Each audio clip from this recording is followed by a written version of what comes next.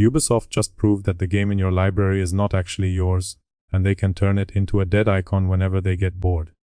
The crew was paid for, downloaded, played, and then shut down so completely that the library entry became a digital gravestone.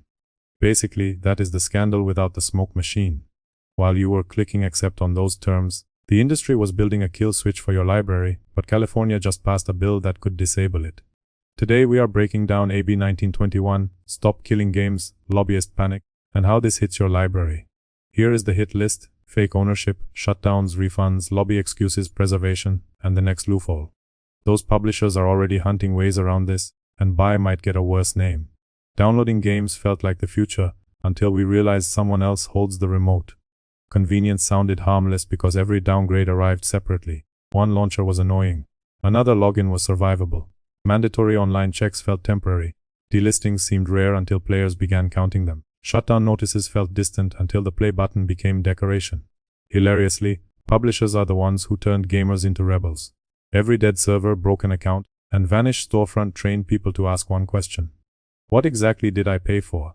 Physical discs never solved every problem, but they gave players something harder to erase. Digital storefronts copied ownership language while removing protections that made ownership real. Store pages still say buy. Trailers still say yours. Collector editions still cost like car payments. Then servers die, access disappears, and suddenly the company whispers that you only bought a license. Funny how ownership disappears only when responsibility shows up. We have been asking what did I pay for a decade.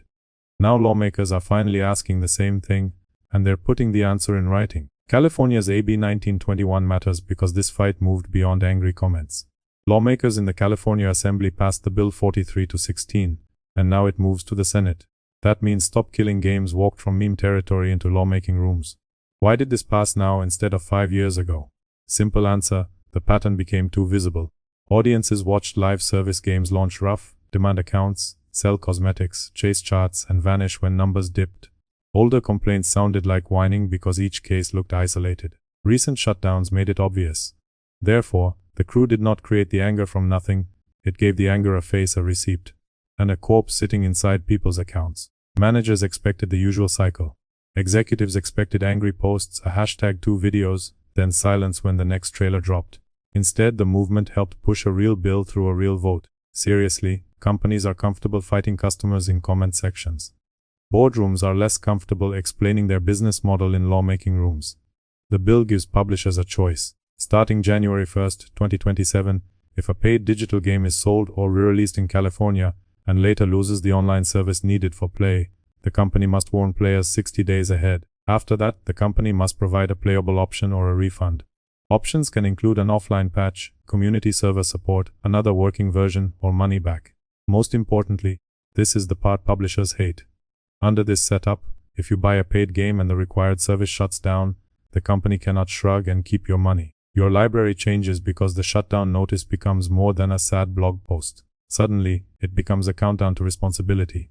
Functionally, you get a way to keep playing, or the company risks owing money back.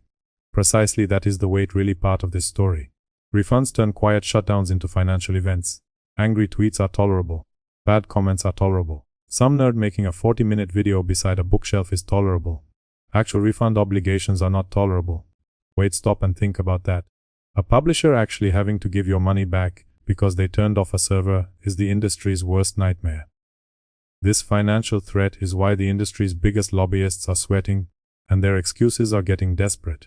Meanwhile, the Entertainment Software Association argues that laws like this could pull resources away from new games and technology.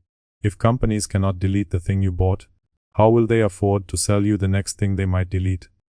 Big companies sound calm in public, but behind closed doors, they are scrambling. Reasonably, nobody serious is saying every server must run forever.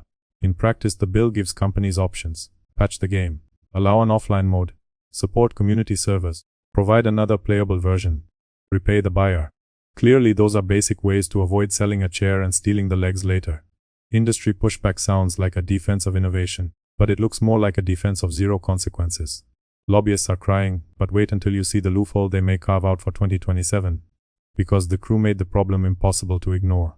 Later, Ubisoft shut down its servers, and because the game depended on them, paying players lost access. Visibly, that was not a theory. Specifically, it was a paid game becoming useless in public. Afterward, Stop Killing Games gained traction because players saw the trick without the curtain. Their digital libraries were not libraries.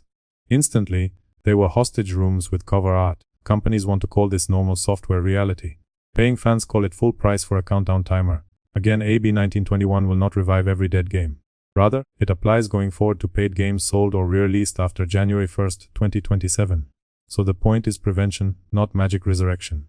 Obviously, prevention is exactly what publishers avoided. Studios can design battle passes, shops, chores, premium currencies, account systems, deluxe editions, and 15 menace begging for money. Yet planning for what happens when servers die is treated like advanced science.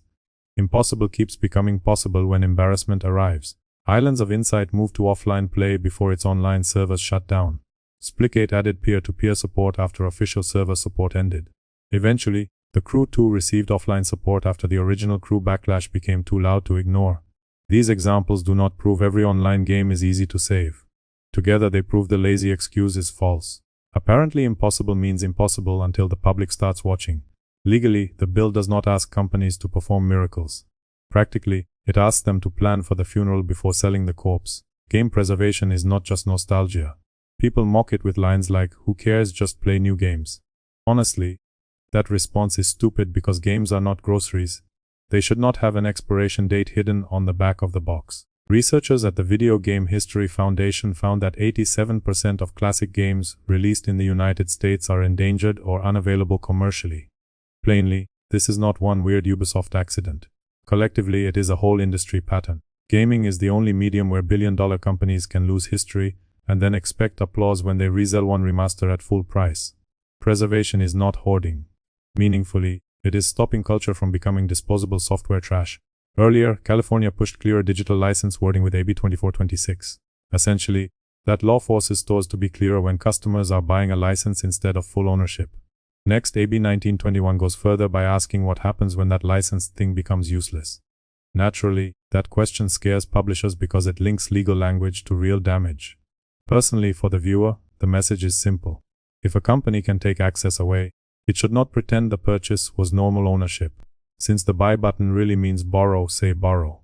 When a game needs a server to function, plan for the day that server closes. Where a shutdown plan is to keep the money while the product dies, do not act shocked when lawmakers notice. Likewise, this is where viewers should pay attention beyond California. Internationally, Stop Killing Games has pushed pressure in Europe and the United Kingdom, and similar campaigns can grow wherever digital ownership feels fake. Viewers can check what consumer groups and preservation campaigns are pushing in their own area instead of treating this like one state's weird problem. Fairly, that does not mean every proposal will be perfect. Laws can be messy, campaigns can overpromise. Details matter. Nonetheless, pressure is the only reason this conversation exists at all. Publishers did not wake up one morning and volunteer better exit plans. Corporations moved when players made the problem loud enough, not before. Ultimately, this story works because every gamer already feels it.